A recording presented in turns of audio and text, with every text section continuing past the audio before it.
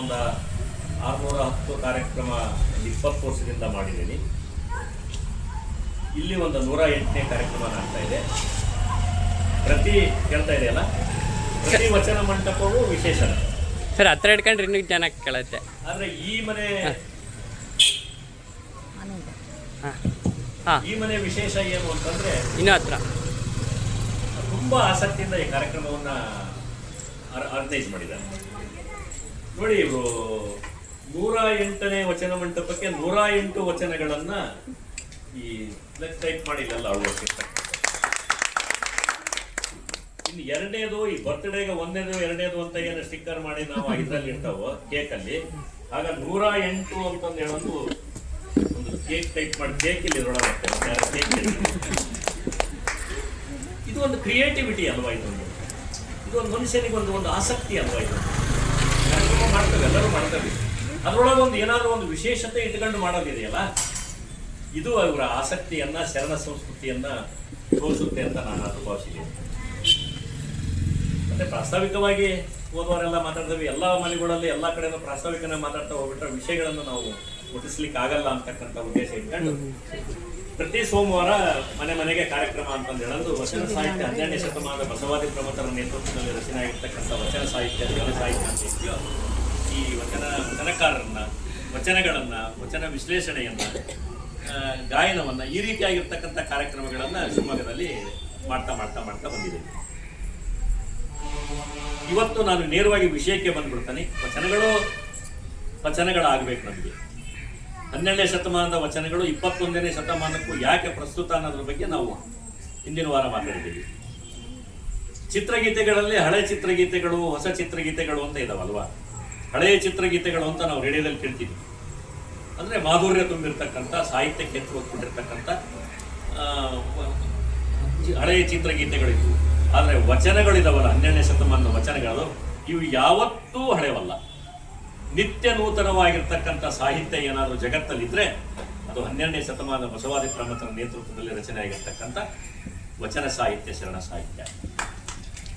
ಇಡೀ ವಚನ ಸಾಹಿತ್ಯ ಇದೆಯಲ್ಲ, ಇದು ಯಾರೋ ಪಂಡಿತರು ರಚನೆ ಮಾಡಿರ್ತಕ್ಕಂಥ ಸಾಹಿತ್ಯ ಅಲ್ಲ. ನಿಮ್ಮ ಸಾಮಾನ್ಯರು ಕುಳಿತು ತಮ್ಮ ಬದುಕನ್ನು ಕಟ್ಟಿಕೊಂಡು ದುಡಿತಾ ತಮ್ಮ ಬದುಕನ್ನು ಕಟ್ಟಿಕೊಂಡು ದುಡಿದೇ ಉಣಬೇಕು ಅಂತಕ್ಕಂಥ ಒಂದು ಸಿದ್ಧಾಂತವನ್ನು ಇಟ್ಟುಕೊಂಡು ಆ ದುಡಿತಾ ತಮ್ಮ ಬದುಕಿನಲ್ಲಿ ಬಂದಂಥ ಅನುಭವಗಳನ್ನ ಅನುಭವ ನುಡಿಗಳಾಗಿ ಚರ್ಚಿಸಿ ಅನುಭವ ಮಂಟಪದಲ್ಲಿ ಕೂತು ರಚನೆ ಮಾಡಿರ್ತಕ್ಕಂಥ ಸಾಹಿತ್ಯವೇ ವಚನ ಸಾಹಿತ್ಯ, ಶರಣ ಸಾಹಿತ್ಯ. ಹೀಗಾಗಿ ಇವ್ರು ಯಾರಾದರೂ PhD ಕೊಡ್ತಾರ, ಡಾಕ್ಟರೇಟ್ ಕೊಡ್ತಾರ, ನೊಬೆಲ್ ಕೊಡ್ತಾರ, ಶಾಂತಿ ಪುರಸ್ಕಾರ ಕೊಡ್ತಾರ ಅಂತ ರಚನೆ ಮಾಡಿರ್ತಕ್ಕಂಥ ಸಾಹಿತ್ಯ ಅಲ್ಲ. ತಮ್ಮಷ್ಟಕ್ಕೆ ತಾವು ವಾದ ವಿವಾದ ಮಾಡ್ತಾ, ಚರ್ಚೆ ಮಾಡ್ತಾ ರಚನೆ ಮಾಡಿದ್ರು. ಅವೇನೇ ಸುಳ್ಳು ನುಡಿಗಳಾದವು. ಕರಿಯ ನಿತ್ತಡೆ ಒಳ್ಳೆ, ಸಿರಿಯ ನಿತ್ತಡೆ ಒಳ್ಳೆ, ಶರಣರ ಸುಳ್ಳು ನುಡಿಯ ನೊಂದರೆಗಳಿಗೆ ಇತ್ತಡೆ ನಿಮ್ಮ ನಿತ್ಯ ಕಾಣರಾಮನಾಥ ಅಂತ ಹೇಳ್ತಾರೆ. ಹಂಗೆ ವಚನಗಳು ಅಂತಕ್ಕಂಥವು ಬದುಕಿನ ಸುಳ್ಳು ನುಡಿಗಳು ಅಂತಕ್ಕಂಥ ವಿಚಾರವನ್ನು ಪ್ರಾಸ್ತಾವಿಕವಾಗಿ ತಮ್ಮೊಡನೆ ವಿಚಾರ ಮಾಡಿ ನಮಗೆ 300 ಜನ ವಚನಕಾರರು ಮತ್ತು 33 ಜನ ವಚನಕಾರ್ತಿಯರು ನಮಗೆ ವಚನ ಸಾಹಿತ್ಯದಲ್ಲಿ ಸಿಗ್ತಾರೆ. ಶರಣರೆಲ್ಲರೂ ವಚನಕಾರರಲ್ಲ, ವಚನಕಾರರ ಶರಣರು. ಆದರೆ ಶರಣರೆಲ್ಲರೂ ವಚನಗಳನ್ನು ರಚನೆ ಮಾಡದೇ ಇರ್ಬೋದು, ಅಥವಾ ಇನ್ನೂ ಬಹಳ ಜನ ರಚನೆ ಮಾಡಿರ್ಬೋದೇನೋ. ಏನು 12ನೇ ಅಲ್ಲಿಗೆ ಕ್ರಾಂತಿ ಆಯಿತು, ಕಲ್ಯಾಣದ ಕ್ರಾಂತಿ ಆದಾಗ ಕೋಟಿ ವಚನಗಳೆಲ್ಲ ಸುಟ್ಟೋದು ಅಂತ ಹೇಳ್ತಾರೆ. ಸಿಕ್ಕಿರ್ತಕ್ಕಂಥ ಒಂದು 21, 22, 23 ಸಾವಿರ ಹತ್ತತ್ರ ವಚನಗಳೇನು ಸಿಕ್ಕಿದವೋ ಅದರಲ್ಲಿ ಒಂದು ವಚನ ಬರೆದವರು ಸಿಕ್ಕಿದ್ದಾರೆ. 1961 ಬರೆದ ವಚನ ಬರ್ತಿರ್ತಕ್ಕಂಥ ಸಿದ್ದರಾಮಣ್ಣನವರು ಸಿಗ್ತಾರೆ. ಹೀಗೆ 1, 10, 15, 50, 100 ಹೀಗೆ ಎಷ್ಟು ಸಿಕ್ಕಿರ್ತಾವೋ ಅಷ್ಟು ವಚನಗಳು ಸಿಕ್ಕಿದವೋ ಅದರ ವಚನಾಂಕಿತದ ಮೇಲೆ ಸಂಶೋಧಕರು ನಮಗೆ 300 ಜನ ವಚನಕಾರರು, 33 ಜನ ವಚನಕಾರ್ತಿಯರನ್ನ ನಮಗೆ ಗುರುತಿಸಿ ಕೊಟ್ಟಿರ್ತಕ್ಕಂಥದ್ದು. ಬಹಳ ವಿಶೇಷವಾಗಿ ಇವತ್ತು ನಾವು ನಿಮಗೆ ಒಬ್ಬ ಶರಣನನ್ನ ಪರಿಚಯಿಸಲಿಕ್ಕೆ ಇವತ್ತು ನಾವು ಹೊರಟಿದ್ದೇವೆ. ಸೊನ್ನಲಿಗೆ ಸಿದ್ದರಾಮಣ್ಣನವರನ್ನ, ಕಾಯಕ ಯೋಗಿ ಸೊನ್ನಲಿಗೆ ಸಿದ್ದರಾಮಣ್ಣನವರನ್ನು ನಾವು ಈ ವಚನ ಮಂಟಪದಲ್ಲಿ ಒಂದಿಷ್ಟು ಪರಿಚಯ ಮಾಡ್ತಕ್ಕಂಥ ಮತ್ತು ಅವರ ವ್ಯಕ್ತಿತ್ವದ ದರ್ಶನ ಮಾಡ್ತಕ್ಕಂಥ ಒಂದು ಕಾರ್ಯಕ್ರಮವನ್ನು ನಾನು ಇಲ್ಲಿ 10 ನಿಮಿಷ ಮಾಡ್ತೀನಿ. ಉಳಿದುದನ್ನು ನಮ್ಮ ಬಾರಂದೂರು ಪ್ರಕಾಶ್. ಈ ಬದುಕು ಅಂತಕ್ಕಂಥದ್ದು ಇದೆಯಲ್ಲ, ನಾವೆಲ್ಲರೂ ಬದುಕ್ತೇವೆ. ಬದುಕು ಅಂತಕ್ಕಂಥ ಹಕ್ಕಿಗೆ 2 ರೆಕ್ಕೆಗಳು ಬೇಕು. ಬದುಕು ಅಂತಕ್ಕಂಥ ಹಕ್ಕಿಗೆ 2 ರೆಕ್ಕೆಗಳು ಬೇಕು. ಅವು 2 ರೆಕ್ಕೆಗಳು ಯಾವುವು ಅಂತಂದ್ರೆ, ಒಂದು ಜ್ಞಾನ, ಒಂದು ಕ್ರಿಯೆ. ಕ್ರಿಯೆ ಅಂದ್ರೆ ಕಾಯಕ, ಕೆಲಸ. ನಾವು ಮಾಡ್ತಕ್ಕಂಥ ಕ್ರಿಯೆ ಏನಿದೆಯೋ ಅದಕ್ಕೆ ಪೂರಕವಾಗಿ ಒಂದು ಜ್ಞಾನ ಅಂತಕ್ಕಂಥದ್ದು ಬೇಕು. ಆ ಜ್ಞಾನವನ್ನೇ ಅರಿವೇ ಗುರು ಅಂದ್ರು ಶರಣರು. ಕ್ರಿಯೆಯನ್ನ ಕಾಯಕ ಅಂತ ಕರೆದು 12ನೇ ಶತಮಾನದ ವಚನಕಾರ. ಇವೆರಡರ ಸಮ್ಮಿಲನವೇ ನಾವು ನೀವು ಬದುಕ್ತಾ ಇರ್ತಕ್ಕಂಥ ಬದುಕು. ಈ ವಚನ ಸಾಹಿತ್ಯದಲ್ಲಿ ಜ್ಞಾನ ಮತ್ತು ಕ್ರಿಯೆಗೆ ಪ್ರಮುಖವಾಗಿರ್ತಕ್ಕಂಥ ಸ್ಥಾನವನ್ನ ನಾವು 12ನೇ ಶತಮಾನದ ವಚನ ಸಾಹಿತ್ಯದಲ್ಲಿ ನೋಡ್ತೇವೆ. ಚನ್ನಬಸವಣ್ಣ ಜ್ಞಾನದ ಸಂಕೇತ, ಸಮ್ಯಕ್ ಜ್ಞಾನಿ ಅಂತ ಕರೀತಾರೆ ಚನ್ನಬಸವಣ್ಣ. ಜ್ಞಾನದ ಸಂಕೇತ ಚನ್ನಬಸವಣ್ಣ. ಚನ್ನಬಸವಣ್ಣ ಜ್ಞಾನದ ಸಂಕೇತ ಆದ್ರೆ ಸಿದ್ದರಾಮಣ್ಣ ಕ್ರಿಯೆಯ ಸಂಕೇತ, ಶ್ರಮದ ಸಂಕೇತ ಸೊನ್ನಲಿಗೆ ಸಿದ್ದರಾಮಣ್ಣ. ಕರ್ಮಯೋಗದಿಂದ ಶಿವಯೋಗದ ಕಡೆಗೆ, ಕ್ರಿಯೆಯಿಂದ ಜ್ಞಾನದ ಕಡೆಗೆ ಸಾಗಿ ಸಾಧಕನಾಗಿ ಗುರುತಿಸಿಕೊಂಡಂತಹ ವಚನಕಾರರಲ್ಲಿ ನಮಗೆ ಪ್ರಮುಖವಾಗಿ ನಮಗೆ ಸಿಗ್ತಕ್ಕಂಥವ್ರು ಸೊನ್ನಲಿಗೆ ಸಿದ್ದರಾಮಣ್ಣವರು. ಮನುಷ್ಯ ಈ ಒಂದು ಹಂತದಿಂದ ಮತ್ತೊಂದು ಹಂತಕ್ಕೆ ನಡೆದು ಅವೆರಡರ ಮಧ್ಯೆ ಒಂದು ಸಮ್ಮಿಲನವನ್ನ ಮಾಡಿಕೊಂಡು ಆ ಬದುಕನ್ನ ಕಟ್ಟಿಕೊಳ್ಳೋದಿದೆಯಲ್ಲ, ಅದು ಬಹಳ ಮುಖ್ಯ. ಈ ನಂದು ವೃತ್ತಿ ಕಂಪನಿ ಕೆಲಸದಲ್ಲಿದ್ದೆ ನಾನು. ಈ ವೃತ್ತಿ ಜೊತೆಗೆ ಪ್ರವೃತ್ತಿ ಅಂತಂದು ಹೇಳಂದು ಶರಣ ಸಾಹಿತ್ಯಕ್ಕೆ ಬಂದು ಶರಣ ಸಾಹಿತ್ಯದಲ್ಲಿ ಅಲ್ಪ ಸ್ವಲ್ಪ ಏನೋ ಒಂಚೂರು ಓದ್ತಾ ಈ ಅನುಭವಿಗಳ ಮಾತುಗಳನ್ನ ಕೇಳ್ತಾ ಇವು ಎರಡನ್ನೂ ಸಮ್ಮಿಳನ ಮಾಡಿಕೊಂಡು ಬದುಕೋದಿದೆಯಲ್ಲ, ಇದೊಂದು ಪ್ರಕ್ರಿಯೆ ಇದೆಯಲ್ಲ. ಹಾಗೆ ಸಿದ್ದರಾಮಣ್ಣ ಕರ್ಮಯೋಗದಿಂದ, ಕೆರೆ ಕಟ್ಟೆ ಬಾವಿಗಳನ್ನು ಕಟ್ಸ್ತಕ್ಕಂಥದ್ದು, ಗುಡಿ ಗುಂಡಾರಗಳನ್ನು ಕಟ್ಸ್ತಕ್ಕಂಥ ಕಾಯಕ ಕರ್ಮಯೋಗದಿಂದ ಅಲ್ಲಮ ಪ್ರಭುವಿನ ಏನು ಭೇಟಿಯಾದ ಮೇಲೆ ಆತನ ಜ್ಞಾನದ ಕರ್ಕೊಂಬಂದ ಮೇಲೆ ಶಿವಯೋಗದ ಕಡೆಗೆ ಬಂದಿದ್ದು ಮತ್ತು ಅವೆರಡನ್ನೂ ಸಮ್ಮಿಳನಗೊಳಿಸಿಕೊಂಡು ವಚನಕಾರ ನಾನು ಬದುಕಿದ್ದಿದೆಯಲ್ಲ, ಬಹಳ ನಮಗೆ ವಿಶೇಷವಾಗಿರ್ತಕ್ಕಂಥದ್ದನ್ನು ಕಾಣ್ತೇವೆ. ಬಹುಶಃ ವಚನ ಸಾಹಿತ್ಯ ಇದೆಯಲ್ಲ, ಒಂದಿಷ್ಟು ವಾದ ವಿವಾದಗಳಿಂದ ಅಥವಾ ಚರ್ಚೆ ತರ್ಕಗಳಿಂದ, ಅನುಭವ ಮಂಟಪದಲ್ಲಿ ಚರ್ಚೆ ತರ್ಕ ಮಾಡಿ ರಚನೆ ಆಗಿರ್ತಕ್ಕಂಥದ್ದು. ಬಹುಶಃ ಈ ವಾದ ವಿವಾದಗಳು, ಚರ್ಚೆ ತರ್ಕಗಳಿಗೆ ಏನಾದರೂ ಬೀಜಾಂಕುರವನ್ನು ಬಿತ್ತಿದ್ದು ಯಾರಾದ್ರೂ ಇದ್ರೆ ನಮಗೆ ಸಿದ್ದರಾಮೇಶ್ವರ ಅಂತಕ್ಕಂಥದ್ದಲ್ಲಿ ವಚನ ಸಾಹಿತ್ಯದಲ್ಲಿ ಗೊತ್ತಾಗುತ್ತೆ. ಪ್ರಭು ಸಿದ್ದರಾಮಯ್ಯ ಸಂಭಾಷಣೆಯ ಪ್ರಸಂಗ ಬರುತ್ತೆ. ನಾನು ಅದೆಲ್ಲ ವಿವರವಾಗಿ ಹೇಳಲಿಕ್ಕೆ ಹೋಗಲ್ಲ, ಬಹುಶಃ ಎಷ್ಟು ಜನರಿಗೆ ಅದ್ರ ಬಗ್ಗೆ ಅರಿವಿದೆಯೋ ನನಗೆ ಗೊತ್ತಿಲ್ಲ. ಅಲ್ಲಮ ಪ್ರಭುಗಳು ಸಿದ್ದರಾಮಣ್ಣನನ್ನ ಸೊನ್ನಲಿಗೆಗೆ ಹೋಗಿ ಆತನನ್ನ ಭೇಟಿಯಾಗಿ ಆತ ಏನು ಕೆರೆ ಕಟ್ಟೆಗಳನ್ನು ಕಟ್ಸ್ತಾ ಇರ್ತಾನಲ್ಲ, ಒಡ್ಡ ಬಾಯಿಲಿ ನಿಂದಿನ ಬೇರೆ ಮಾಡೋದಿದೆ ಅಂತಕ್ಕಂಥ ಅಲ್ಲೊಂದು ಪ್ರಸಂಗ ಬರುತ್ತೆ. ಅದು ಶೂನ್ಯ ಸಂಪಾದನೆಯಲ್ಲಿ ಬರುತ್ತೆ. ಅದು ಒಂದು ಪ್ರಸಂಗ. ಚನ್ನಬಸವಣ್ಣನವರು ಸಿದ್ದರಾಮಣ್ಣನಿಗೆ ಲಿಂಗ ದೀಕ್ಷೆಯನ್ನು ಕೊಟ್ಟಿರ್ತಕ್ಕಂಥದ್ದು ಒಂದು ಪ್ರಸಂಗ. ಹೀಗೆ ಸಿದ್ದರಾಮಣ್ಣನವರು ಒಬ್ಬ ಸಾಧಕನಾಗಿ, ಕ್ರಿಯಾಶೀಲ ಶರಣನಾಗಿ, ಶರಣರ ಸಿದ್ಧಾಂತದ ಗರಿಕೆದರಲಿಕ್ಕೆ ಪ್ರಮುಖವಾಗಿರ್ತಕ್ಕಂಥ ಕಾರಣಕರ್ತ ಅಂತಕ್ಕಂಥದ್ದನ್ನ ನಾವು ವಚನ ಸಾಹಿತ್ಯದಲ್ಲಿ ನೋಡ್ತೇವೆ. ಅಲ್ಲಮ ಪ್ರಭುದೇವರು ಸಿದ್ದರಾಮಣ್ಣನಿಗೆ ಸಿದ್ದರಾಮನ ನಿಲುವಿಗೆ ನಮೋ ನಮೋ ಅಂತ ಕರೀತಾರೆ. ಆತನ ನಿಲುವಿಗೆ ಅಲ್ಲಮ ಪ್ರಭುದೇವರು ನಮೋ ನಮೋ ಸಿದ್ದರಾಮಣ್ಣ ಅಂತ ಕರೆದ್ರೆ, ಚನ್ನಬಸವಣ್ಣ ಸೀಮೆಯ ಮೀರಿದ ನಿಸ್ಸೀಮ ಅಂತ ಕರೀತಾರೆ ಸಿದ್ದರಾಮಣ್ಣವರು. ಅಂಥದ್ದೊಂದು ವ್ಯಕ್ತಿತ್ವವನ್ನು ಆ ವಚನ ಶರಣರೇ ಅವತ್ತಿನ ಕಾಲದಲ್ಲಿ ನಮಗೆ ಗುರುತಿಸಿಕೊಟ್ಟಿರ್ತಕ್ಕಂಥದ್ದು. ಒಬ್ಬ ವ್ಯಕ್ತಿ ತಾನು ನಿಜವಾದ ಸಾಧನೆ ಅಂತಂದ್ರೆ ತಾನು ನಿರ್ಮಿಸಿಕೊಂಡಿರ್ತಕ್ಕಂಥ ಗೆರೆಗಳನ್ನ ದಾಟಿ ಮುನ್ನಡೆಯೋದಿದೆಯಲ್ಲ, ಅಂಥದ್ದೊಂದು ಬದುಕು ಸಿದ್ದರಾಮಣ್ಣನವರ ಜೀವನದಲ್ಲಿ ನಾವು ಕಾಣ್ತೇವೆ. ಎರಡು ಪ್ರಮುಖ ಘಟ್ಟಗಳನ್ನು ನಾವು ಕಾಣ್ಬೋದು. ಒಂದು, ಕರ್ಮಯೋಗಕ್ಕೆ ತೊಡಗಿದಾಗಿನ ಬದುಕು, ಏನು ಆತ ಸೊನ್ನಲಿಗೆಯಲ್ಲಿ ಆ ಕಾಯಕವನ್ನ ಮಾಡಿಕೊಂಡು ಆ ವೃತ್ತಿಯಲ್ಲಿ ಇದ್ದಂಥ ಒಂದು ಬದುಕನ್ನು ನಾವು ನೋಡಿದ್ರೆ, ಮತ್ತೊಂದು ಶಿವಯೋಗಕ್ಕೆ ಬದ್ಧವಾದಂಥ ಬದುಕು. ಬಹುಶಃ ಶಿವಯೋಗ ಸಿದ್ದರಾಮ ಅಂತಕ್ಕಂಥದ್ದನ್ನು ನಾವು ಶಿವಯೋಗಿಗಳು ಅಂತಂದು ಹೇಳೋದು ಎಲ್ಲರನ್ನೂ ಕರೆಯಲ್ಲ. ಆ್ಯಕ್ಚುಲಿ ಅದಕ್ಕೊಂದು ವಿಶೇಷವಾಗಿರ್ತಕ್ಕಂಥ ಸಾಧನೆ ಇತ್ತು. ಅಥಣಿ ಶಿವಯೋಗಿಗಳು ಅಂತ ಕರಿತೇವೆ. ಬೇರೆ ಸ್ವಾಮಿಗಳನ್ನು ಶಿವಯೋಗಿಗಳು ಅಂತ ಕರೆಯಲ್ಲ, ಅಥವಾ 16ನೇ ಶತಮಾನದಲ್ಲಿ ಬಂದಿರತಕ್ಕಂಥ ಶಿವಯೋಗಿಗಳನ್ನು ಕರಿಬೋದು. ಆದರೆ ಸಿದ್ದರಾಮೇಶ್ವರರಿಗೆ ಶಿವಯೋಗಿ ಸಿದ್ದರಾಮೇಶ್ವರ ಅಂತ ಕರೀತಾರೆ. ಕರ್ಮಯೋಗಿ ಜೊತೆಗೆ ಶಿವಯೋಗಿ ಸಿದ್ದರಾಮೇಶ್ವರ ಅಂತ ಅವರು ಕರೀತಾರೆ. ಈತನ ವಚನಗಳಲ್ಲಿ ಒಂದು 2-3 ವಚನಗಳನ್ನು ನಾನು ಇಲ್ಲಿ ಕೋಟ್ ಮಾಡ್ತೇನೆ. ಬಹಳ ವಿಶೇಷವಾಗಿರ್ತಕ್ಕಂಥ ಸಮಾಜದ ವಿಮರ್ಶೆಗಳಿಂದ ಕೂಡಿರ್ತಕ್ಕಂಥ ಅಂಧ ಸಂಪ್ರದಾಯಗಳನ್ನ ಕಟುವಾಗಿ ಟೀಕಿಸ್ತಕ್ಕಂಥ ಈ ಮೌಢ್ಯದ ಬಗ್ಗೆ ವಿಶೇಷವಾಗಿರ್ತಕ್ಕಂಥ ವಚನಗಳನ್ನ ನಾನು ಒಂದು 2-3 ವಚನಗಳನ್ನು ಇಲ್ಲಿ ನಾನು 1961 ವಚನಗಳು ಸಿಕ್ಕಿದ್ದಾವೆ. ಅದರಲ್ಲಿ ಒಂದು 2-3 ವಚನಗಳನ್ನು ಸಿದ್ದರಾಮಯ್ಯನವರ ವ್ಯಕ್ತಿತ್ವದ ಪರಿಚಯಕ್ಕೂ ನಾನು ಮಾಡಿಕೊಂಡಿದ್ದೇನೆ. ಈ ದುಡಿಮೆ ಇಲ್ಲದೆ ದೇವ್ರನ್ನ ಕಂಡಾಗ ಕಾಯಕಕ್ಕೆ ಅತ್ಯಂತ ಮಹತ್ವದ ಸ್ಥಾನವನ್ನು ಕೊಟ್ಟದ್ದು ಸಿದ್ದರಾಮಯ್ಯ. ಬರೀ ದೇವ್ರ ಪೂಜೆ ಮಾಡ್ಕೊಂತ ದೇವ್ರ ಮುಂದೆ ಕೂತ್ರೆ ಹೊಟ್ಟೆ ತುಂಬುತ್ತಾ? ಸಾಧ್ಯನೇ ಇಲ್ಲ. ಪ್ರತಿಯೊಬ್ಬ ವ್ಯಕ್ತಿ ಒಂದು ಬದುಕನ್ನ ಮಾಡಲೇಬೇಕು, ಒಂದು ಕಾಯಕವನ್ನ ಮಾಡಲೇಬೇಕು. ತನ್ನ ಮೂಲಕ ಆ ಕಾಯಕದಿಂದ ತನ್ನ ಬದುಕನ್ನ ಕಟ್ಕೊಳ್ಬೇಕು ಅಂತಕ್ಕಂಥದ್ದು. ಹಾಗಾಗಿ ದುಡಿಯುವ ವರ್ಗದ ಪ್ರತಿನಿಧಿ ಅಂತ ಯಾರಾದರೂ ಇದ್ರೆ ಅಲ್ಲಿ ನಮಗೆ ಮಾಚಿದೇವರು ಸಿಗ್ತಾರೆ, ಅಂಬಿಗರ ಚೌಡಯ್ಯನವರು ಸಿಗ್ತಾರೆ, ಸಿದ್ದರಾಮಣ್ಣವ್ರು ಸಿಗ್ತಾರೆ. ಹೀಗೆ ಹಲವಾರು ವಚನಕಾರರು ನಮಗೆ ಸಿಗ್ತಾರೆ. ಅವರು ತಮ್ಮ ವಚನಗಳಲ್ಲಿ ಎಷ್ಟು ಅದ್ಭುತವಾಗಿರ್ತಕ್ಕಂಥ ಚಿಂತನೆಗಳನ್ನು ನಮಗೆ ಕೊಡ್ತಾರೆ ಅನ್ನೋದಕ್ಕೆ ಒಂದು ವಚನವನ್ನು ಕೋಟ್ ಮಾಡ್ತಾನೆ ಇಲ್ಲಿ. ಲಿಂಗ ಘನವೆಂಬನೆ ಕಲ್ಲಿನ ಮಗ. ಎಂತ ವಚನಗಳನ್ನು ಕೊಡ್ತಾರೆ ನೋಡ್ರಿ. ಲಿಂಗ ಘನವೆಂಬನೆ ಕಲ್ಲಿನ ಮಗ, ಪಾದೋದಕ ಗಣವೆಂಬನೆ ಇಂದ್ರನ ಮಗ, ಪ್ರಸಾದ ಗಣವೆಂಬನೆ ಶೂದ್ರನ ಮಗ, ವಿಭೂತಿ ಗಣವೆಂಬನೆ ಗೋವಿನ ಮಗಳು. ಇವೆಲ್ಲ ಒಂದೊಂದರಿಂದ ಜನನವಾಯಿತು. ನೀವಾರಿಂದ ಜನನವಾದಿರಿ ನಿರೂಪಿಸ ಕಪಿಲ ಸಿದ್ಧ ಮಲ್ಲಿಕಾರ್ಜುನ ಅಂತ ಪ್ರಶ್ನೆ ಮಾಡ್ತಾನೆ. ಅದನ್ನ ಆರಾಧ್ಯ ದೈವ ಕಪಿಲ ಸಿದ್ಧ ಮಲ್ಲಿಕಾರ್ಜುನನಿಗೆ ಪ್ರಶ್ನೆ ಮಾಡ್ತಾನೆ. ನೀವು ಯಾರಿಂದ ಬಂದಿದ್ದೀರಿ ಅಂತಕ್ಕಂಥದ್ದನ್ನ, ದೇವರನ್ನ ನೀವು ಯಾರಿಂದ ಬಂದಿದ್ದೀರಿ ಅಂತಕ್ಕಂಥ ಪ್ರಶ್ನೆ ಮಾಡ್ತಕ್ಕಂಥ ಎದೆಗಾರಿಕೆ ವಚನಕಾರರಿಗೆ ಮಾತ್ರ ಸಾಧ್ಯ. ಅವ್ರಿಗೆ ಎಷ್ಟು ಚೆನ್ನಾಗಿ ಹೇಳ್ತಾರೆ ನೋಡ್ರಿ. ಲಿಂಗ ಗಣವೆಂಬನೆ ಕಲ್ಲಿನ ಮಗ. ನಾವು ಲಿಂಗ ಕಟ್ಕೊಂಡವೆ, ಅದ್ರೊಳಗೆ ಒಂದು ಪಿಟ್ಲಿಂಗ ಅಂತ ಇರ್ತದೆ, ಅದಕ್ಕೆ ಮೇಲ್ಗಡೆ ನಾವು ಇದನ್ನ ಕತ್ತಿ ಕಟ್ಟೋದು ಅಂತ ಮಾಡ್ತೀವಿ ಅಲ್ವಾ. ಆ ಕಲ್ಲು ಇಲ್ಲ ಯಾರ ಮಗ, ಅದು ಪಿಟ್ಲಿಂಗ ಅಂತಕ್ಕಂಥದ್ದು ಕಲ್ಲಿನ ಮಗ ಅಲ್ವಾ. ಪಾದೋದಕ, ನಾವೇನು ಪ್ರಸಾದ ಪಾದೋದಕ ಅಂತ ಕರಿತೇವೆ, ಗುರುಗಳು ಕರೆದು ಇದೆಲ್ಲ ಮಾಡ್ತಾವಲ್ಲ, ಪಾದೋದಕ ಇಂದ್ರನ ಮಗ. ಮೇಲ್ಗಡೆಯಿಂದ ಮಳೆ ಸುರಿದಿರ್ತಾನೆ ನಮಗೆ ಆ ಪಾದೋದಕ ಸಿಗಕ್ಕೆ ಸಾಧ್ಯ. ಪ್ರಸಾದ ಗಣವೆಂಬೆನೆ ಶೂದ್ರನ ಮಗ. ಶೂದ್ರ ಅಂದ್ರ ರೈತರು, ನಾವೆಲ್ಲ ರೈತರ ಮಕ್ಕಳು ಹೆಚ್ಚಿಗಿದಾವಲ್ವ ಇಲ್ಲಿ. ಪ್ರಸಾದ ಗಣವೆಂಬನೆ ಶೂದ್ರನ ಮಗ ಅಂದ್ರೆ ಶ್ರಮಿಕ ವರ್ಗದಿಂದ ಬಂದಿರತಕ್ಕಂಥದ್ದು ಪ್ರಸಾದ ಅಂತ. ಏನು ಇಲ್ಲಿಂದ ನಮಗೆ ಸಿಕ್ಕಿರ್ತಕ್ಕಂಥದ್ದಲ್ಲ. ವಿಭೂತಿ ಗಣವೆಂಬನೆ ಗೋವಿನ ಮಗಳು. ಸಗಣಿಯಿಂದ ವಿಭೂತಿ ಮಾಡ್ತಕ್ಕಂಥ ತಮಗೆಲ್ಲ ಗೊತ್ತಿರ್ತಕ್ಕಂಥದ್ದು. ಇವೆಲ್ಲ ಒಂದೊಂದರಿಂದ ಜನನವಾಯಿತು. ನೀವಾರಿಂದ ಜನವಾದಿರೆಂದು ನಿರೂಪಿಸ ಕಪಿಲ ಸಿದ್ಧ ಮಲ್ಲಿಕಾರ್ಜುನ. ನಿನಗೆಲ್ಲಿಂದ ಹುಟ್ಟು ಬಂದಿದೆ ಅಂತಕ್ಕಂಥ ಪ್ರಶ್ನೆಯನ್ನ ದೇವರಿಗೆ ಕೇಳ್ತಾನೆ ಸಿದ್ದರಾಮಣ್ಣ. ಅಂಥದ್ದೊಂದು ಪ್ರತಿಭೆ ಇರಬೇಕು ನೋಡಿ ಆತನಲ್ಲಿ. ಹೀಗಾಗಿ ಈ ಮಲ್ಲಿಕಾರ್ಜುನನ್ನೇ ಪ್ರಶ್ನೆ ಮಾಡ್ತಾನೆ. ಈ ನಾವು ಬಹಳ ಸರಿ ಏನಂತೇವೆ ಅಂತಂದ್ರೆ, ನಮಗೆ ಸತ್ತ ಮೇಲೆ ಮೋಕ್ಷ ಬೇಕು ಅಂತ. ಸ್ವರ್ಗ ನರಕದ ಬಗ್ಗೆ ನಾನು ದೇವೇಂದ್ರಪ್ಪ ಮನೆಗೆ ಹೋದವಾರನೇ ಮಾತಾಡಿದೆ. ಸ್ವರ್ಗವನ್ನ ಇಲ್ಲೇ ಹೇಗೆ ಮಾಡ್ಕೊಳ್ಳೋದು ಅಂತ ಅವ್ರ ಮನೆಗೆ ಹೋದ್ರೆ ಗೊತ್ತಾಗುತ್ತೆ. ಕಷ್ಟಪಟ್ಟು ದುಡಿದ್ರೆ ಸ್ವರ್ಗ ಹೇಗೆ ಮಾಡ್ಕೊಳ್ಬೋದು ಅಂತ.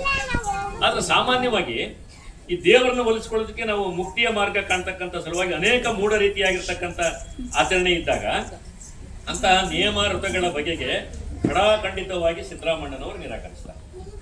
ಮೂಢನಂಬಿಕೆಗಳಿಂದ ಸುಮ್ಮನೆ ದೇವರನ್ನ ವ್ರತ ಮಾಡಿದ್ವಿ, ಅದು ಮಾಡಿದ್ವಿ, ಇದು ಮಾಡಿದ್ವಿ ಅನ್ನೋದಕ್ಕಿಂತನೂ ಕಾಯಕ ಮಾಡ್ರಿ. ನೀವು ಮೊದಲು ನಿಮ್ಮ ಬಡತನ ಹರಿಬೇಕು ಅಂದ್ರೆ ಕಾಯಕ ಮಾಡ್ಬೇಕು ಅಂತಾರೆ ಶರಣರು. ಸುಮ್ಮನೆ ಪೂಜೆ ಮಾಡ್ರಿ, ವ್ರತ ಮಾಡ್ರಿ, ಅದನ್ನ ಮಾಡ್ರಿ, ಇದನ್ನ ಮಾಡ್ರಿ ಅಂತ ಹೇಳೋದಿಲ್ಲ ಶರಣರು ಎಲ್ಲಿನೋ. ನೀವು ನಿಜವಾದ ಒಂದು ಕಾಯಕ ಮಾಡ್ರಿ, ನಿಮ್ಮ ಏನು ಬಡತನ ಇದ್ರು ಹರಿದು ಹೋಗುತ್ತೆ ಅಂತಾರೆ ಶರಣರು. ಅವ್ರು ನೋಡಿ ಹೇಳ್ತಾರೆ, ಎಂತ ಅದ್ಭುತವಾದ ವಚನ ರೀ. ಒಂದು ವಚನ ನಮ್ಮ ಪ್ರಕಾಶನ ಇವತ್ತು ಮಾತಾಡ್ರಿ ಚೆನ್ನಾಗಿರ್ತತಿ. ಏನ್ ಮಾಡ್ತಾರೆ ನನಗೆ ಗೊತ್ತಿಲ್ಲ, ಅವ್ರು ರೆಡಿಯಾಗಿ ಬರೇ ಬಂದಿರಲ್ಲ, ಇಲ್ಲಿ ಏನ್ ಮಾತಾಡ್ತಾರೆ ಅದನ್ನ ಮಾತಾಡ್ಲಿ. ಸಾಧ್ಯ ಈ ವಚನ ಮಾತಾಡ್ರಿ ಪ್ರಕಾಶನ. ಒಬ್ಬರ ಮನವ ನೋಯಿಸಿ ಒಬ್ಬರ ಮನವ ಘಾತವ ಮಾಡಿ ಗಂಗೆಯ ಮುಳುಗಿದಳು ಏನಾಗುವುದಯ್ಯ. ಒಬ್ಬರ ಮನವ ನೋಯಿಸಿ ಒಬ್ಬರ ಮನೆಯ ಘಾತವ ಮಾಡಿ ಗಂಗೆಯ ಮುಳುಗಿದಡೆ ಏನಾಗುವುದಯ್ಯ. ಚಂದ್ರನು ಗಂಗೆಯ ಅಡಿಯಲ್ಲಿದ್ದಡೇನು, ಅದು ಕಾರಣ ಒಬ್ಬರ ಮನವ ನೋಯಿಸದವನೇ ಒಬ್ಬರ ಮನವ ಘಾತವ ಮಾಡದವನೇ ಪರಮ ಪಾವನ ನೋಡ ಕಪಿಲ ಸಿದ್ಧ ಮಲ್ಲಿಕಾರ್ಜುನ. ಯಾವ ಕಾನೂನು ಬೇಕ್ರಿ ಇದಕ್ಕೆ, ಯಾವ ಸಂವಿಧಾನ ಬೇಕ್ರಿ, ಯಾವ ಜಡ್ಜ್ ಬೇಕ್ರಿ ಇದಕ್ಕೆ. ಒಬ್ಬರ ಮನವ ನೋಯಿಸದವನೇ ಒಬ್ಬರ ಮನೆಯ ಘಾತವ ಮಾಡದವನೇ ಪರಮ ಪಾವನ ನೋಡ. ಒಂದು ಇದಿಷ್ಟ ಸಾಕಲ್ಲವ ನಮ್ಮ ಬದುಕಿನಲ್ಲಿ. ಇರುವೆ 84 ಲಕ್ಷ ಏನ್ ಜೀವರಾಶಿಗಳಿದವೋ ಯಾವುದಕ್ಕೂ ನೋವು ಮಾಡದಂಗೆ ಸಕಲ ಜೀವಾತ್ಮರಿಗೆ ಲೇಸನ್ನು ಬಯಸಿದ್ದ ಶರಣರು.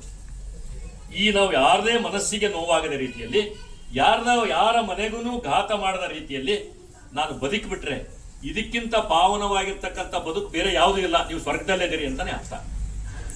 ಯಾಕೆ ನೀವು ಸುಮ್ಮನೆ ಬೇರೆ ಬೇರೆದ್ರ ಬಗ್ಗೆ ಸ್ವರ್ಗ ಅಲ್ಲಿದೆ ನರಕ ಅಲ್ಲಿದೆ ಅಂತ ಕಲ್ಪನೆ ಮಾಡ್ಕೊಂಡು ಬದುಕ್ತೀರಿ ಅಂತಾನೆ.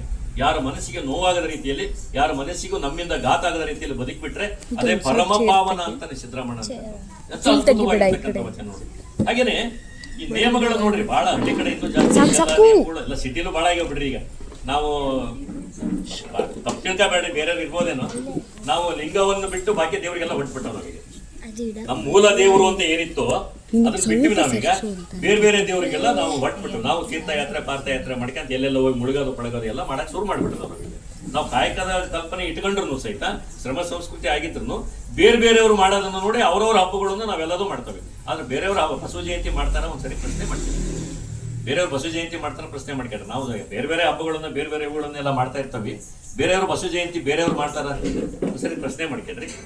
ಪತ್ರಯ ನಿಯಮದವರು 1 ಕೋಟಿ, ಪತ್ರಯ ನಿಯಮದವರು 1 ಕೋಟಿ, ಲಿಂಗಾರ್ಚನೆಯ ನಿಯಮದವರು 1 ಕೋಟಿ, ಜಂಗಮ ತೃಪ್ತಿಯವರು 1 ಕೋಟಿ, ತನ್ನನ್ನು ತಾನು ತಿಳಿಯುವ ನಿಯಮದವರು ಒಬ್ಬರು ಇಲ್ಲವಯ್ಯ ಕಪಿಲ ಸಿದ್ಧ ಮಲ್ಲಿಕಾರ್ಜುನ. ಶರಣರು ಅರಿವೇ ಗುರು ರೀ. ಶರಣರ ಕಾನ್ಸೆಪ್ಟ್ ಯಾವ್ದು ಕಣ್ರಿ, ಅರಿವೇ ಗುರು. ನನ್ನನ್ನು ನಾನು ತಿಳಿತಾ ಅರಿತಾ ಹೋಗಬೇಕು, ನಾನು ಫಿಲ್ಟರ್ ಆಗ್ತಾ ಹೋಗ್ಬೇಕು ಅಂತಾರೆ. ಅವ್ರು ಪ್ರಪಂಚ ನಿಂತಿರ್ತಾನೆ ಅಂತ ಭ್ರಮೇಲಿ ಬದುಕಲೇಬೇಡ. ಪ್ರಪಂಚ ಹಿಂದೂ ಹಾಗೆ ಇತ್ತು, ಈಗೂ ಹಾಗೆ ಇದೆ, ಮುಂದೂ ಹಾಗೆ ಇರುತ್ತೆ. ಬೇರೆಯವ್ರನ್ನ ತಿತ್ತಾನಿ, ಅವ್ರು ಸರಿ ಮಾಡ್ತಾನಿ, ಅವ್ರನ್ನ ಕುಡಿಯೋದು ಬಿಡಿಸ್ತಾನಿ, ಅವ್ರನ್ನ ಇದು ಮಾಡೋದು ಬಿಡಿಸ್ತಾನಿ. ಬೇರೆಯವ್ರು ಬೇಕಾಗಿಲ್ಲ ನಿನಗೆ, ನಿನ್ನೊಳಗೆ ನೀನು ಅರಿತಾ ಹೋಗು ಅಂತಾರೆ ಶರಣರು. ನಿನ್ನ ಅರಿವೇ ಗುರು ಅಂತಾರೆ. ನೀವು ಬೇರೆದ ಯಾವ ನಿಯಮಗಳನ್ನು ಮಾಡದೇ ಇದ್ರು ನಿನ್ನೊಳಗೆ ನೀನು ಅರಿತಾ ಅರಿತಾ ಅರಿತಾ ಅರಿತಾ ಇಡೀ ಸಮಾಜವನ್ನ, ಇಡೀ ಎಲ್ಲರನ್ನ ಪ್ರೀತಿಸ್ತಕ್ಕಂಥದ್ದನ್ನು ಬದುಕ್ತಾ ಹೋಗಿ ನೀನು, ಅದೇ ಒಳ್ಳೆ ನಿಯಮ ಅಂತಕ್ಕಂಥ ವಿಚಾರವನ್ನು ಹೇಳ್ತಾರೆ. ಹಾಗಾಗಿನೇ ಇಂಥ ಅರ್ಥಪೂರ್ಣವಾಗಿರ್ತಕ್ಕಂಥ ವಚನಗಳು ನಮಗೆ ಸಾಕಷ್ಟು ಸಿದ್ದರಾಮಣ್ಣನವರ ಇದರಲ್ಲಿ ಸಿಗ್ತವೆ. ಬಂಧುಗಳೇ, ಕುಲ ಕುಲ ಅಂತ ಹೊಡೆದಾಡ್ತಾವಲ್ವಾ, ಬೇರೆ ಕುಲ ಬಿಡ್ರಿ, ನಮ್ಮ ಈ ವೀರಶೈವದಲ್ಲೇನೆ ಇದಂತ ಅವ್ರಿಗೆ ಹೆಣ್ಣು ಕೊಡಲ್ಲ, ಇದು ಹೆಣ್ಣು ಕೊಡಲ್ಲ, ಗುಣ ಬರಲಿಲ್ಲ, ಆಮೇಲೆ ಆ ಗುರುಗಳು ಏನೋ ಕೊಡ್ಲಿಲ್ಲ, ಅದು ಕೊಡ್ಲಿಲ್ಲ, ಇದು ಕೊಡ್ಲಿಲ್ಲ, ನಾವೆಲ್ಲ ಮಾಡ್ತಾ ಇದ್ದಾವಲ್ವಾ. ನಾವೆಲ್ಲ ಈಗಲೂ ಮಾಡ್ತಾ ಇದ್ದಾವೆ, ಭಾಳ ಭಾಷಣ ಕೇಳ್ತೇವೆ, ಭಾಳ ಇದನ್ನ ಮಾಡ್ತೇವೆ. ಆದ್ರೂ ಅವನಿಗೆ ಅವ್ರು ನಮ್ಮರ, ಇವ್ರು ನಿಮ್ಮರ, ಮತ್ತೆ ಅದ್ರಾಗ ಬಿಸಿ ಮಾತಾಡ್ಕೊಂಡು ಆಮೇಲೆ ಅದು ಗುಣವಂತ ಇಲ್ಲ, ಆಮೇಲೆ ದೇವ್ರು ಹೊಂಟ ಇಲ್ಲ, ಆ ತಿರುಪತಿ ಹೋಗ್ಲ ಅಂತ ನಾನೆಲ್ಲ ಕೊಟ್ಟು ಮದುವೆ ಮಾಡ್ಯಾನಪ್ಪ ನನ್ನ ಮಕ್ಕಳಿಗೆ. ನನಗೇನು ಏನೂ ಆಗಿಲ್ಲ, ಚೆನ್ನಾಗೇ ಇದಾವೆ. ನಾವು ಗಳಿಯರ ಮಕ್ಕಳು ನಾವೆಲ್ಲರೂ ಚೆನ್ನಾಗೇ ಇದಾವೆ. ಏನಿಲ್ಲ, ಒಳ್ಳೆ ಹುಡುಗ, ದುಡಿಮೆ ಹುಡುಗ ಇದ್ದು ಹುಡುಕ್ಬಿಟ್ರೆ ಆಗುತ್ತಲ್ವಾ. ಆ ಮನಸ್ಥಿತಿ ನಾವೆಲ್ಲರೂ ಬರಬೇಕು. ಕುಲಮದ, ಛಲಮದ, ಧನಮದ, ರೂಪಮದ, ಯೌವನ ಮದ ಇವುಗಳಿಂದಲೇ ಮೆರೆದು ಮಣ್ಣಾದವರ ಬದುಕನ್ನು ನೆನಪಿಸುತ್ತಾ ಸಾಮಾನ್ಯ ಜನತೆಯಲ್ಲಿ ಒಂದು ಹೊಸ ಮನಸ್ಸನ್ನ ಕಟ್ಟಿದ್ದು, ಹೊಸ ಸಮಾಜವನ್ನ ಕಟ್ಟಿದ್ದೀರಿಯಲ್ಲ 12ನೇ ಶತಮಾನದ ವಚನಕಾರರು. ಅದರಲ್ಲಿ ಸಿದ್ದರಾಮಣ್ಣ ನಮಗೆ ಪ್ರಮುಖವಾಗಿ ನಿಲ್ತಾರೆ. ಅವ್ರು ಎಷ್ಟು ಸುಲಭವಾಗಿ ಎಷ್ಟು ಚೆನ್ನಾಗಿ ಹೇಳ್ತಾರಂದ್ರೆ, ಕುಲವೆಂದು ಹೋರಾಡುವ ಅಣ್ಣಗಳಿರ ಕೇಳಿರೋ ಅಂತಾರೆ. ಈ ಅಣ್ಣಗಳಿರ, ಅಕ್ಕಗಳಿರ ಅಂತಕ್ಕಂಥದ್ದು ಇದೆಯಲ್ಲ, ವಚನ ಸಾಹಿತ್ಯದಲ್ಲಿ, ಶರಣ ಸಂಸ್ಕೃತಿಯಲ್ಲಿ ಮಾತ್ರ ಸಾಧ್ಯ. ಈಗೆಲ್ಲ ಮ್ಯಾಮ್, ಸರ್, ಬಾಸ್, ಗೀಸ್ ಏನೇನೋ ಕರಿತಾ ಇದಾವ ನಾವು. ಅಣ್ಣಗಳಿರ ಅಂತಕ್ಕಂಥದ್ದು ಇದೆಯಲ್ಲ, ಅಲ್ಲೆಲ್ಲೋ ಒಂದು ಆತ್ಮೀಯತೆ ಇದೆ ಅಲ್ವಾ. ನಾವು ಯಾವ್ದಾರ ಅಣ್ಣ ಅಂದ ತಕ್ಷಣ ಆತನಿಗೆ ಏನೋ ಒಂದು ಆತ್ಮೀಯತೆ ಬರುತ್ತಲ್ವಾ. ಅಕ್ಕ ಅಂದ ತಕ್ಷಣ ನಮ್ಮ ವಯಸ್ಸು ಚಿಕ್ಕಲ್ಲಿರ್ಬೋದು, ನಾವು ವಚನ ಮಂಡಲದಲ್ಲೆಲ್ಲ ಹೆಚ್ಚು ಕಡಿಮೆ ಹಾಗೆ ಕರಿತೇವೆ ನಾವು. ಅಕ್ಕ ಅಂತಾನೆ ಕರಿತೇವೆ ನಾವು, ಚಿಕ್ಕರಲ್ಲಿ ದೊಡ್ಡರಲ್ಲಿ. ಈಗ ಸಣ್ಣ ಮಕ್ಕಳಿಗೆ ಮಗು ಅಂತ ಕರಿತೇವೆ ನಾವು. ಈ ಅಣ್ಣಗಳಿರ, ಅಕ್ಕಗಳಿರ ಅಂತಕ್ಕಂಥದ್ದು ಇದೆಯಲ್ಲ, ಅದೊಂದು ಆತ್ಮೀಯತೆ ಅಲ್ವಾ, ಅದೊಂದು ಬಂಧುತ್ವ ಅಲ್ವಾ. ಅಲ್ಲೇನೋ ಒಂದು ಇರ್ತಕ್ಕಂಥ ಕಾಂತ ನುಡಿ ಇದೆ ಅಂತ ಅನಿಸುತ್ತಲ್ವಾ. ಈಗ ಸಿದ್ದರಾಮಣ್ಣ ಅಣ್ಣಗಳಿರ ಅಂತ ಹೇಳೋ ಪ್ರಶ್ನೆ ಪ್ರಾರಂಭ ಮಾಡ್ತಾನೆ. ಬಸವಣ್ಣ ಲಾಂಛನಕ್ಕೆ ಶರಣಂದವರು ಬಸವಣ್ಣ. ಸಿದ್ದರಾಮಣ್ಣನಿಗೂ ಬಸವಣ್ಣನಿಗೂ ವ್ಯತ್ಯಾಸ ನೋಡ್ರಿ ಹೇಗಿದೆ. ಯಾರ ಕೊರಳ ಮೇಲೆ ಲಿಂಗ ಇದೆಯೋ ಅವರೆಲ್ಲರಿಗೂ ನಾನು ಶರಣು ಅಂತಾನೆ ಬಸವಣ್ಣ. ಅದು ಸಿದ್ದರಾಮಣ್ಣ ಒಪ್ಪಲ್ಲ ರೀ. ಸಿದ್ದರಾಮಣ್ಣ ಒಪ್ಪಲ್ಲ, ಹೇಳ್ತಾನೆ ನೋಡ್ರಿ. ವೇಷವಧರಿಸಿ ಡಾಂಪಿಕತೆಯಿಂದ ಬದುಕುವವರನ್ನು ತನ್ನ ವಚನಗಳ ಮೂಲಕ ತಿವಿತಾನೆ. ಬರೀ ವೇಷ ಧರಿಸಿದ್ರೆ ಸಾಕನ್ರಿ, ಆಚರಣೆಯಲ್ಲಿ ಇರ್ಬೇಕಲ್ವಾ ಅಂತಾನೆ ಸಿದ್ದರಾಮಣ್ಣ. ಬರೀ ವಿಭೂತಿ ಕಟ್ಕೊಂಡು, ಲಿಂಗ ಕಟ್ಕೊಂಡು ಮಾಡಬಾರ್ದೆಲ್ಲ ಮಾಡ್ತಾ ಹೊರಟ್ಬಿಟ್ರೆ ಈ ಬಸವಣ್ಣನಿ ಲಾಂಛನಕ್ಕೆ ಶರಣ ಅನ್ಬೋದೇನೋ, ಅದು ನಾನು ಶರಣನ್ನಲ್ಲ ಅಂತಾನೆ. ಆ ವೇಷ ಏನ್ ಧರಿಸಿದೆಯೋ, ವೇಷವ ಧರಿಸಿ ಫಲವೇನಯ್ಯ ವೇಷದಂತ ಆಚರಣೆ ಇಲ್ಲದನ್ನಕ್ಕ, ವೇಷವ ಧರಿಸಿ ಫಲವೇನಯ್ಯ ವೇಷದಂತ ಆಚರಣೆ ಇಲ್ಲದನ್ನಕ್ಕ, ವೇದಾಂತವನ್ನು ಓದಿ ಫಲವೇನಯ್ಯ ಬ್ರಹ್ಮತಾವಾಗದನ್ನಕ್ಕ, ತಾನು ಕೆರೆಯ ತೋಡಿ ಫಲವೇನಯ್ಯ ಪುಣ್ಯ ತೀರ್ಥಂಗಳು ಬರದನ್ನಕ್ಕ. ಬಾವಿ ತೋಡ್ತವಿ, ನೀರೇ ಬರದೇ ಇದ್ರು ಬಾವಿ ತೋಡಿದ್ ವೇಸ್ಟ್ ಅಲ್ವಾ. ಬಟ್ ಡ್ರೆಸ್ ಮಾಡ್ಕೊಂಡ್ಬಿಟ್ಟು ಮೇಲ್ಗಡೆ ಕೋಡೆಲ್ಲ ಹಾಕೊಂಡು ಏನಾನ ನಮ್ಗೆಮ್ಮ ಬಳ್ಕೊಂಡು ಸುಮ್ಮನೆ ಓಡಾಡ್ಬಿಟ್ರೆ, ಒಳಗಡೆ ನಾನು ಅರಿತಾ ಇದ್ರೆ, ನನ್ನ ಬದುಕಲ್ಲಿ ಅದೇನು ಕಾಣ್ತಾ ಇದ್ರೆ, ಪ್ರತಿಫಲ ಆಗದೆ ಇದ್ರೆ ಏನ್ ಮಾಡ್ದಂಗೆ ಆಯ್ತು ಅಂತಾನೆ ಸಿದ್ದರಾಮಣ್ಣ. ಹೀಗೆ ತಾನು ಕೆರೆಯ ತೋಡಿ ಫಲವೇನಯ್ಯ ಅಂತಕ್ಕಂಥದ್ದನ್ನ ಈ ಬದುಕನ್ನ ಕಲಿಸ್ಕೊಟ್ಟಿದ್ದು ಸಿದ್ದರಾಮಣ್ಣವರು. ಬಂಧುಗಳೇ, ಕೊನೆಯದಾಗಿ ನನ್ನ ಮಾತನ್ನು ಮುಗಿಸ್ತೇನೆ. ಯಾಕಂದ್ರೆ ನಮ್ಮ ಪ್ರಕಾಶ್ ಅಣ್ಣವರು ಮಾತಾಡೋರಿದ್ದಾರೆ. ಧರ್ಮದ, ದೇವರನ್ನ ಹೆಸರಿನಲ್ಲಿ ಏನು ನಡೀತಾ ಇದೆಯೋ, ಅವತ್ತು ನಡೀತಾ ಇದ್ವು, ಇವತ್ತು ತುಂಬಾ ನಡೀತಾ ಇದಾವೆ. ಇವತ್ತಿನ್ನೂ ಜಾಸ್ತಿ ಆಗ್ತಾ ಇದೆ, ಶ್ರೀಮಂತಿಕೆ ಜಾಸ್ತಿ ಆಗಿದೆ ಸಮಾಜದಲ್ಲಿ. ಒಂದು ವ್ಯವಸ್ಥೆ ಒಳಗಡೆ ನಾವೆಲ್ಲ ಎತ್ತರಕ್ಕೆ ಬಂದು ಕೂತ್ಬಿಟ್ಟವಿ. ಹಂಗಾಗಿ ನಮಗೆ ಸಿದ್ದರಾಮಣ್ಣ, ಬಸವಣ್ಣ ಅರ್ಥ ಆಗ್ತಾ ಇಲ್ಲ. ನಾವೆಲ್ಲ ಶೂದ್ರ ವರ್ಗದಲ್ಲಿ ಇದ್ದವರು ನಮಗೆ ಲಿಂಗ ಕಟ್ಟಿ ಅವತ್ತು 12ನೇ ಶತಮಾನದಲ್ಲಿ ಮೇಲ್ ತಂದು ಕೂರ್ಸ್ಬಿಡಿದಾರೆ ನಮ್ಮನ್ನ. ಹಂಗಾಗಿ ನಮಗೆ ಇವತ್ತು ಬಸವಣ್ಣ ಅರ್ಥ ಆಗ್ತಾ ಇಲ್ಲ. ನಾವು ಅಲ್ಲಿದ್ದಿದ್ರೆ ಬಸವಣ್ಣ ಅರ್ಥ ಆಗ್ತಿದ್ದ ನಾವು. ಹಂಗಾಗಿ ಬಸವಣ್ಣನ ಬಿಟ್ಟಿದಾವೆ, ಅಥವಾ ಗೋಡೆಗೆ ನೇತು ಹಾಕ್ಬಿಟ್ಟು ಅಲ್ಲೇ ಕೂರ್ಸ್ಬಿಟ್ಟದವ ಆತನ ಆಚರಣೆಗಳು ನಮ್ಮ ಬದುಕಲ್ಲಿ ಕಡಿಮೆ ಆಗ್ತಾ ಇದಾವೆ. ಬಂಧುಗಳೇ, ಬಹಳ ಧರ್ಮದ ಹೆಸರಿನಲ್ಲಿ ಇವೆಲ್ಲ ತುಂಬಾ ಅನೇಕ ಹೇಯ ಕೃತ್ಯಗಳು ಇಂದಿಗೂ ನಡೀತಾ ಇದಾವೆ. ಹೀಗಾಗಿ ಈ ವಚನಗಳಿದಾವಲ್ಲ, 12ನೇ ಶತಮಾನದ ವಚನಗಳು ರಚನೆ ಅವತ್ತಾಗಿದ್ರು ಸಹಿತ 21ನೇ ಶತಮಾನಕ್ಕೂ ಪ್ರಸ್ತುತ ಆಗ್ತಾ ಇದಾವಲ್ಲ ಅಂತ ಹೇಳ್ತಾ, ಇವರ ವಚನಗಳಿದಾವಲ್ಲ, ಈ ವಚನಗಳು ಇಡೀ 12ನೇ ಶತಮಾನದ ವಚನಕಾರರ ವಚನಗಳು ನಮ್ಮ ಬದುಕಿಗೆ ದಾರಿ ದೀಪ ಆಗಬೇಕು ಅಂತಕ್ಕಂಥ ಒಂದು ಮಾತನ್ನ ಹೇಳ್ತಾ, ಭಕ್ತಿಗಿಂತ ಕಾಯಕವೇ ಮುಖ್ಯವಂತ ಸಾರಿದವರು ಯಾರಾದ್ರೆ ಅದು ಸಿದ್ದರಾಮೇಶ್ವರರು. ಸಿದ್ದರಾಮೇಶ್ವರ ಒಬ್ಬ ಶರಣರಲ್ಲಿ ಮಹಾಶರಣ, ಅನುಭಾವಿ, ಕರ್ಮಯೋಗಿ, ಕರ್ಪೂರದಂತೆ ಸಮಾಜದ ಉದ್ಧಾರಕ್ಕಾಗಿ ಉರಿದು ತನ್ನ ಬಾಳನ್ನ ಬೆಳಕಾಗಿಸಿದ ಸಿದ್ಧ ಪುರುಷ ಅಂತ ಯಾರಾದ್ರೂ ಇದ್ರೆ ಅದು 12ನೇ ಶತಮಾನದ ಸಿದ್ದರಾಮಣ್ಣವರು ಅಂತ ಹೇಳ್ತಾ, ಜನ ಬದುಕಬೇಕು ಅಂತಾರೆ ಸಿದ್ದರಾಮಣ್ಣ. ಬಹಳ ಸರಳವಾಗಿ ಜನ ಬದುಕಬೇಕು, ಚೆನ್ನಾಗಿ ಬದುಕಬೇಕು, ಆದ್ರೆ ದುಡಿದು ಬದುಕಬೇಕು ಅಂತಾರೆ. ಅಂತ ಸಿದ್ಧಾಂತ ನೋಡ್ರಿ. ಜನ ಬದುಕಬೇಕು, ಸಮಾಜದಾಗಿರೋ ಪ್ರತಿಯೊಂದು ವರ್ಗದ ಜನನು ಬದುಕಬೇಕು, ಚೆನ್ನಾಗಿ ಬದುಕಬೇಕು, ಆದ್ರೆ ದುಡದೇ ಉಣಬೇಕು ಅಂತಕ್ಕಂಥದ್ದು ಶರಣ ಸಿದ್ಧಾಂತ. ದುಡದೇ ಉಣಬೇಕು, ಉಳಿದದ್ದನ್ನ ಇಂಥ ಸತ್ಸಾಧಕದ ಕಾರ್ಯಕ್ರಮಗಳನ್ನು ಮಾಡ್ರಿ, ದಾಸೋಹ ಮಾಡ್ರಿ ಅಂತಕ್ಕಂಥದ್ದು ಶರಣ ಸಿದ್ಧಾಂತ. ಒಟ್ಟಾಗಿ ಸಿದ್ದರಾಮೇಶ್ವರ ವಚನ ಸಾಹಿತ್ಯದಲ್ಲಿ ಸಿದ್ದರಾಮೇಶ್ವರರ ದೊಡ್ಡ ಹೆಸರು ಅವರು. 68 ಲಿಂಗಗಳನ್ನು ಅವರು ಪ್ರತಿಷ್ಠಾಪನೆ ಮಾಡ್ತಾರೆ. 68 ಲಿಂಗಗಳನ್ನು ಪ್ರತಿಷ್ಠಾಪನೆ ಮಾಡ್ತಾರೆ. 1961 ವಚನಗಳು ಸಿಕ್ಕಿರೋದು ಇನ್ನೂ ಸಿಗ್ತಾ ಇದ್ದಾವೆ ಸಿದ್ದರಾಮಣ್ಣವ್ರ ವಚನಗಳು. ಯಾಕಂದ್ರೆ ಸಿದ್ದರಾಮಣ್ಣನವರು ಅಲ್ಲಮಪ್ರಭು ಆದ್ಮೇಲೆ, ಚನ್ನಬಸವಣ್ಣ ಆದ್ಮೇಲೆ ಅನುಭವ ಮಂಟಪದ ಅಧ್ಯಕ್ಷ ಸ್ಥಾನ ವಹಿಸ್ಕೊಂಡದ್ದು ಸಿದ್ದರಾಮಣ್ಣವರು. ಆ ಕಲ್ಯಾಣದ ಕ್ರಾಂತಿ ಆದ್ಮೇಲೆ ಅವ್ರು ಹೊರಡ್ತಾರೆ. ಸುಮಾರು ಕಡೆ ನಾವು ಈ ಭಾಳ ಕಡೆ ನೋಡಿ ಸಿದ್ದರಾಮೇಶ್ವರ ದೇವಸ್ಥಾನಗಳನ್ನು ನೋಡ್ತೇವೆ. ಬಸವಣ್ಣ ದೇವಸ್ಥಾನ ಬಿಟ್ಟರೆ ಸಿದ್ದರಾಮೇಶ್ವರ ದೇವಸ್ಥಾನಗಳು ಯಾಕೆ ನೋಡ್ತೇವೆ ಅಂದ್ರೆ ಬಹುಶಃ ಅಲ್ಲೆಲ್ಲ ಸಿದ್ದರಾಮೇಶ್ವರರು ಈ ಶರಣ ಸಂಸ್ಕೃತಿಯ ಪ್ರಸಾರಕ್ಕಾಗಿ ಬಂದಿದ್ರು ಅಂತ ನಾನಾದರೂ ಭಾವಿಸ್ತೀನಿ. ಇಂತಹ ಸಿದ್ದರಾಮಣ್ಣನವರ ಪರಿಚಯವನ್ನು ಸಂಕ್ಷಿಪ್ತವಾಗಿ ತಮ್ಮ ಮುಂದೆ ಮಾಡಿಕೊಟ್ಟಿದ್ದೀನಿ. ಇಂಥದ್ದೊಂದು ಕಾರ್ಯಕ್ರಮವನ್ನು ಹಮ್ಮಿಕೊಂಡು ನಮಗೆ ಮಾತಾಡಲಿಕ್ಕೆ ಅವಕಾಶ ಮಾಡಿಕೊಟ್ಟಿರ್ತಕ್ಕಂಥ ನಮ್ಮ ಗದ್ಗೆಪ್ ಸರ್ ನಮ್ಮೂರ ಕಡೆಯವರು. ನಮಗೆ ಸ್ವಲ್ಪ ಅದೆಲ್ಲ ನಮ್ಮೂರ ಕಡೆ ಇರೋ ತಕ್ಷಣ ಒಂಥರ ಕಣ್ಣು ಚುರ್ರ ಅಂತ, ಈಗ ಕಣ್ಣು ಕಾಣದಿದ್ದರೂ ಕರುಳು ಕಾಣದೆ ಅಂತಾರೆ ನೋಡಿ. ಹಾಗೇನೋ ಆ ಬಾರ್ಡರ್ ಬಂದ ತಕ್ಷಣ ನಮ್ಗೆ ಒಂಚೂರು ನಮ್ಮೂರ ಕಡೆ ತುಂಬಿದ ಕಟ್ಟಿದ್ರೆ ನಾವೆಲ್ಲ ಅದೇ ಬಾರ್ಡರ್ನವರು ಅಂತ ಅವರು ಮತ್ತು ಅವ್ರ ಮಗ, ಅವ್ರ ಮಕ್ಕಳು, ಇಡೀ ಫ್ಯಾಮಿಲಿ ಶರಣ ಸಂಸ್ಕೃತಿಯಲ್ಲಿ ಇದೆ. ಈ ಫ್ಯಾಮಿಲಿನೇ ಆ ಸಣ್ಣ ಮಗುವಿಂದ ಹಿಡಿದು ದೊಡ್ಡವರೆಗೂ ಎಲ್ಲರೂ ವಚನಗಳನ್ನು ಹೇಳ್ತಾರ, ಹಾಡ್ತಾರ, ಎಲ್ಲ ಒಂಥರ ಭಕ್ತಿ ಪಥದಲ್ಲಿ ಇರ್ತಕ್ಕಂಥ ಶರಣ ಸಂಸ್ಕೃತಿಯಲ್ಲಿ ಇರ್ತಕ್ಕಂಥ ಒಂದು ಈ ಕುಟುಂಬ ಇದೆಯಲ್ಲ, ಬಹುತ ಅರ್ಥಪೂರ್ಣವಾಗಿರ್ತಕ್ಕಂಥ ಇಂಥದ್ದೊಂದು ಕಾರ್ಯಕ್ರಮವನ್ನು ಹಮ್ಮಿಕೊಂಡಿದ್ದಾರೆ. ಮತ್ತೆ ಜನಗಳನ್ನು ಕರೆದಿದ್ದಾರೆ. ಅವರ ಪ್ರೀತಿ ಕರೆಗೆ ಆಗಮಿಸಿರ್ತಕ್ಕಂಥ ತಮಗೆ ಇಲ್ಲಿ ಇಷ್ಟೊತ್ತವರೆಗೂ ನನ್ನ ಸಹಿಸಿಕೊಂಡಿರ್ತಕ್ಕಂಥ ಎಲ್ಲರಿಗೂ ಮತ್ತೊಮ್ಮೆ ಶರಣಾರ್ಥಿಗಳು.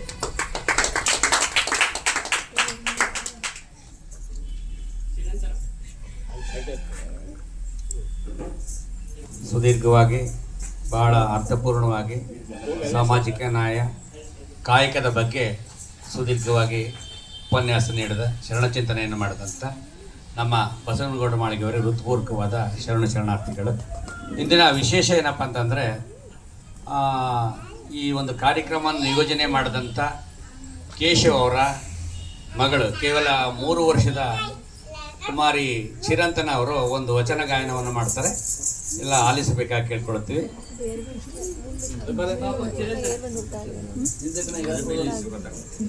ಕಾಣಲ್ಲ ಯಾರಿಗೂ